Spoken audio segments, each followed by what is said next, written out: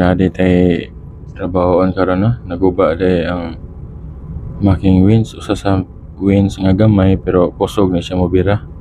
Mo ni gamit nila sa pagbira sila mga residyo dito sa bodega.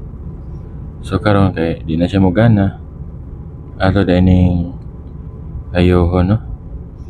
So among gitan-aw imbestigahan na mo. So na problema ni iyang mechanism. So fast forward dito mga idol no. So nakita na mo din ang iyang plates niya. O gitawag na to fibra nga na gas-gas na gid siya. So kinahanglan na itong budloton aron malimpyuhan ug mahasa na to. So mao na ni karon amo na itala sa makina. Una niya ang iyang mga parts niya. So kini kay nagas-gas naman ato ning lihaon og atong pasinaw gamay nga dili siya mo bangga dito sa iyahang mechanism para tuloy-tuloy di siya mo stack up.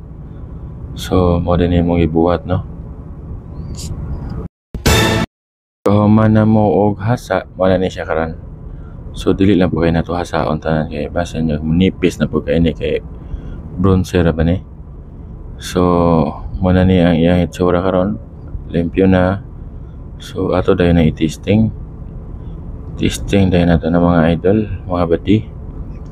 Testing na sakto kay haom kayo. Kan na birada. Right, fast forward tayo, malinis na. So kabit na natin. So karon kay limpyo naman.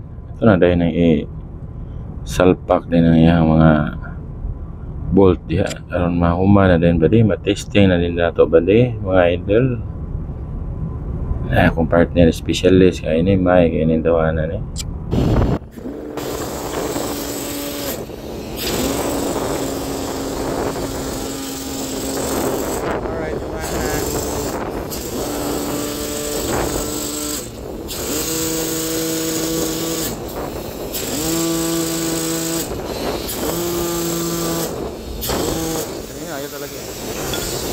Okay na.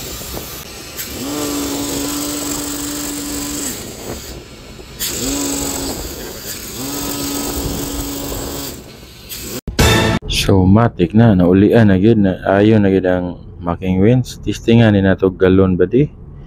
So ang English di ani ang iyang abot pasabot ang unsa dining making winch mag-English ata. Making winch is the device that moves heavy object by driving air motor which power of the compressed air generated through compressor. So mao na to English niya ba di. Ug daghang salamat. Thank you.